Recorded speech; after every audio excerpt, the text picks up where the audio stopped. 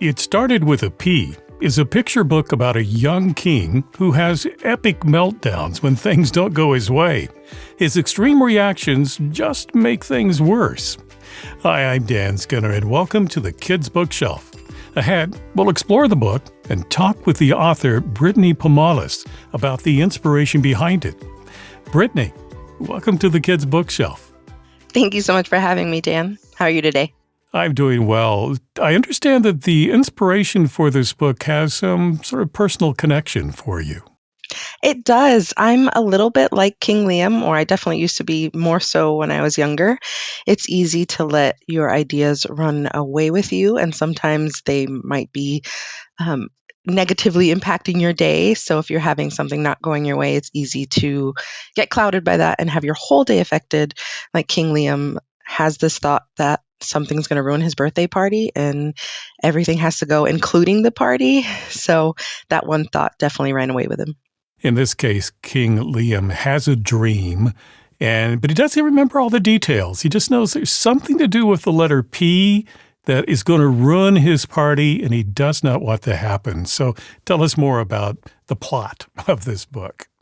Very relatable, right? How many of us wake up and can't remember our dreams or have a vague remembrance of what we were dreaming about? So same thing happens to him. And he has a dream that something with the P is going to ruin his party. So being a king and also not wanting his party ruined, decides that everything that starts with the letter P must go. And it starts small. It starts, with a P, with presents and piñatas and pizzas. Then it evolves to people. And eventually even the palace has to go. So it definitely escalates from there. Well, we'll talk more about that in a moment, but would you read a small portion of the book for us to give us a taste of what readers are going to find here? Sure, absolutely. And you'll notice too, as reading along, there's a lot of P's throughout the book, more so than just the items. So it's pretty fun on that account there. Everything? Even the pepperoni pizzas for tonight's party? Party! Exclaimed King Liam. How could we possibly have a party at a time like this? And so Cedric began to purge the palace of peas. He tossed the pepperoni pizzas out the window. He donated all the king's presents. When he got to the piñata, Cedric couldn't resist. Thwack! Oh no! Popping candy! Cedric shooed the pigeons perched on the parapet and fished the piranhas from the moat. He gathered all the pants in the kingdom, long pants, short pants, old pants, new pants, scaredy pants, smarty pants, fancy pants, and last but not least, his own pants, and fed them to the royal goat.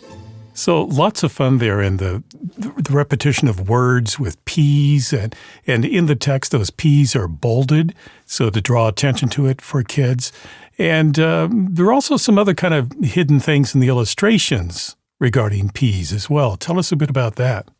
Yes, so there's a lot of P's in the text. You heard some of them listed as I was reading, but there's so many more things that start with the letter P throughout the kingdom and just even in your own home. So as you're looking through the illustrations, you'll see everyday things that aren't mentioned, and then as well as in a spread where the people are on the pier about to get loaded into paddle boats.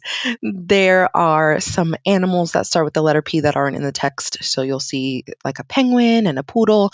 So it's fun to sort of spot all those P animals and things throughout the book. So that's a fun thing you can do with the kid as you're reading the book to them.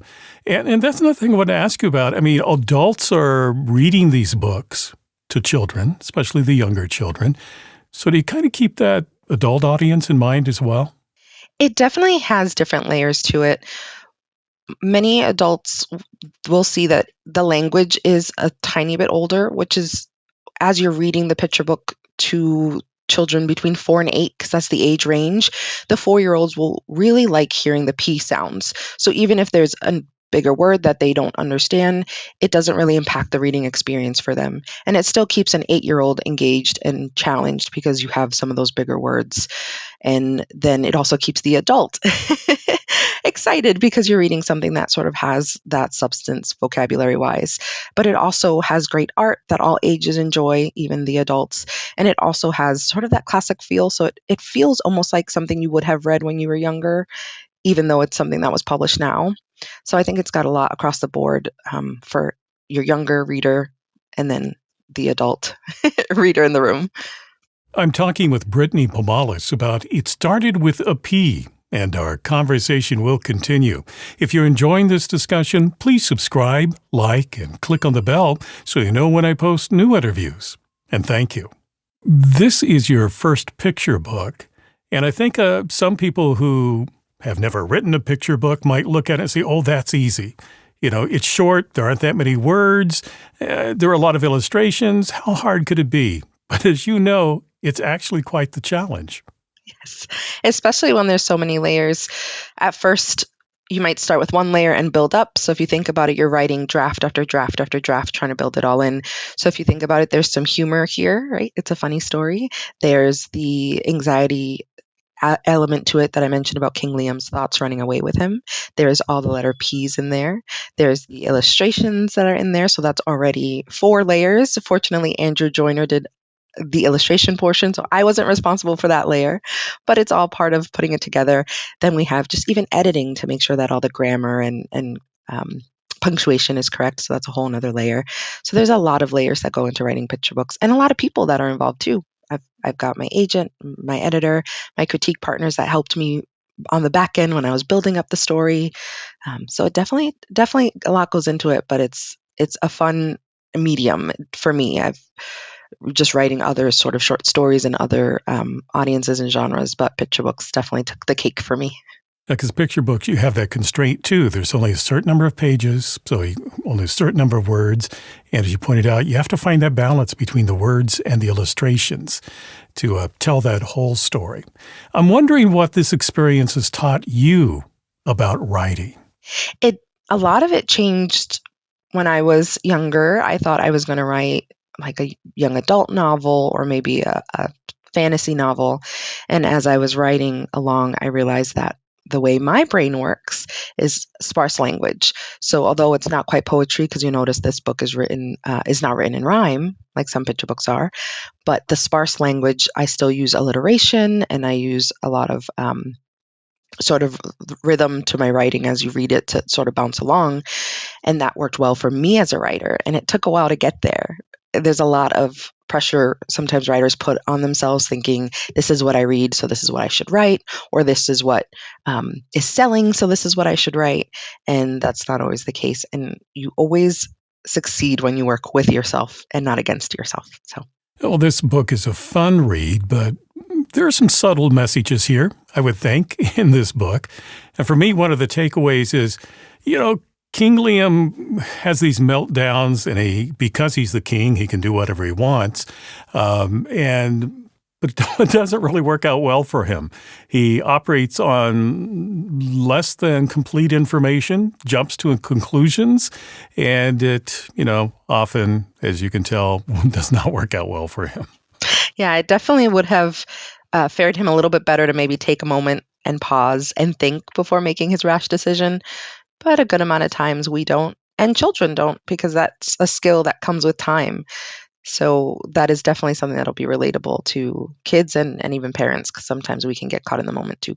And in this book, King Liam really doesn't learn his lesson by the end of the book, but you have to have faith that eventually he will grow up and he'll figure it out, that his whims don't always, aren't good for him or other people.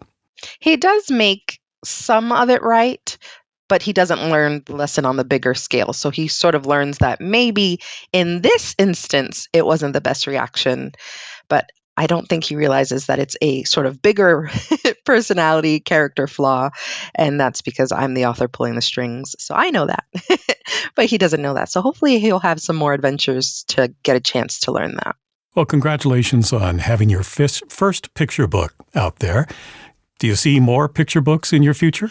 I definitely hope so. For example, like I mentioned, I would love to get him into a little bit more trouble. And so he does hopefully get a chance to learn that lesson. And there's just so many letters and so much fun to play with on this one.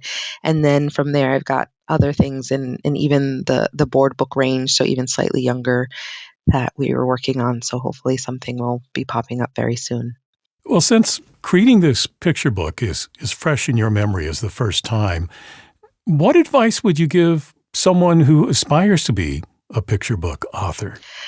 Rely on your network. And I don't mean network as in like you're trying to sell something and you're networking that way. Network as in connecting with other people in your similar situation or even just slightly ahead of you. Because sometimes we think that writing is a solitary thing. And it might be while we're actually putting pen to paper or fingers to keyboard, but there's so much that you benefit from your community, your writing community, to get you where you would like to be. And they help keep you accountable. They push you to having a better story or growing as a writer. And a lot of times, sometimes we think that we are in this bubble and we are the end all be all. It's everything is great in there, and we might be scared to step out of it. So definitely, I promise you, it is fantastic out here. A lot of us, especially in the Kidlit community, are very helpful and very free with our information. We love helping others up the ladder because it just helps kids. Everybody gets great stories, which just helps everybody. I like reading really great picture books, especially with my kids. And I know that at the rate that publishing goes, I mean, I can't write them all. So the better quality stories for me and my daughter, I'm all for as well. So definitely step out of your bubble. You can do it. The picture book is It Started with a P by Brittany Pomales. Brittany, thank you for talking with me today. Thank you, Dan. And Andrew Joyner did the illustrations, and he's fantastic. So definitely, he's got some other books as well. So either check it out for the illustrations if you love art, check it out for the words if you like the story, but I'm sure you'll love them both. If you'd like to purchase It Started with a P, I've placed a link for you in the description below. If you enjoyed this conversation, please subscribe, like, and click on the bell so you know when I post new interviews. Meanwhile, here are 2 more books you might find interesting. Well, thank you for watching this edition of the Kids Bookshelf. I'm Dan Skinner. Until next time, keep sharing the gift of reading.